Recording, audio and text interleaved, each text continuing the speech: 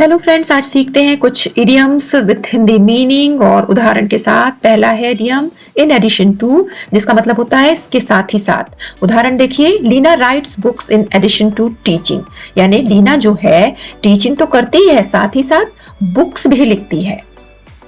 और एक दूसरा इडियम देखिए, in black and white. In black and white का मतलब होता है रिटन में, लिखित में।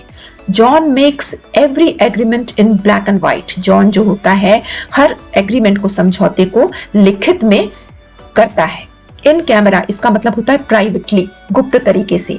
The trial was held on camera because the accused was only 14 years old। जो ट्रायल है वो प्राइवेटली हुआ, गुप्त रूप से हुआ, क्योंकि जो एक्यूज था, जो दोषी था, वो सिर्फ 14 साल का था।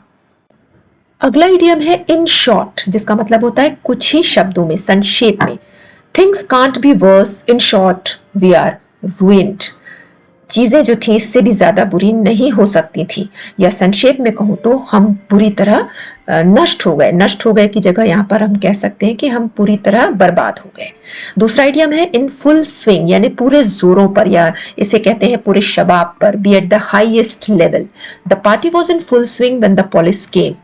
पार्टी अपने पूरे जोरों पर थी, पूरे शबाब पर थी जब police I.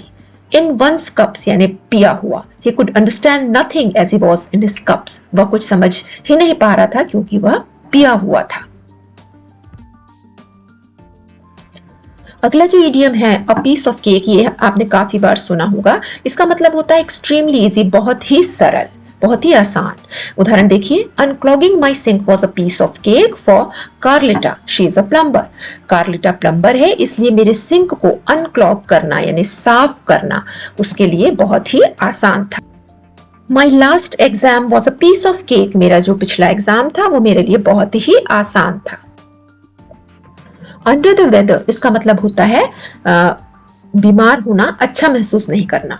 Mohan was feeling under the weather so he left work early. Mohan की तबीयत अच्छी नहीं लग रही थी, इसलिए उसने अपना वर्क पहले ही छोड़ दिया।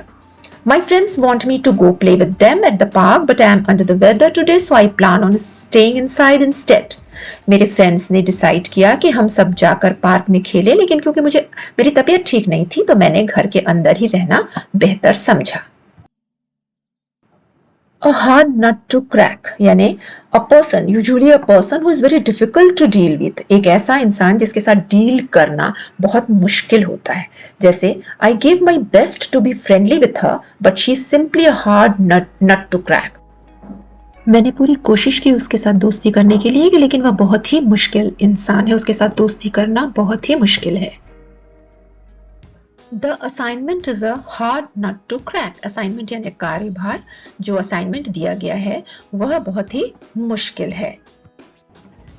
Judge a book by its cover, इसका मतलब होता है you shouldn't make judgments based on appearance।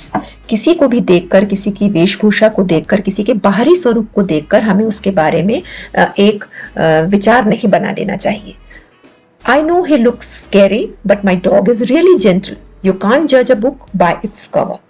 मैं जानता हूं कि मेरा जो डॉग है वो बहुत डरावना दिखता है, स्केरी यानी डरावना, but he is really gentle, but वह बहुत शांत स्वभाव का है। आप किसी भी बुक को उसके कवर से जज नहीं कर सकते। Break a leg, break a leg का मतलब होता है गुड लक। जब हम जनरली ये जब स्टेज परफॉर्मेंस के पहले, कोई स्टेज परफॉर्मेंस करने जा रहा है उसके पहले उसे बोला जाता है। Break a leg, shouted the stage director to his actors before the beginning of the play। Play start होने के पहले जो डायरेक्टर थे, निर्देशक थे, उन्होंने अपने एक्टर्स को, कलाकारों को गुड लक बोला। You have an exam tomorrow, break a leg। तुम्हारा कल एग्जाम है, गुड लक।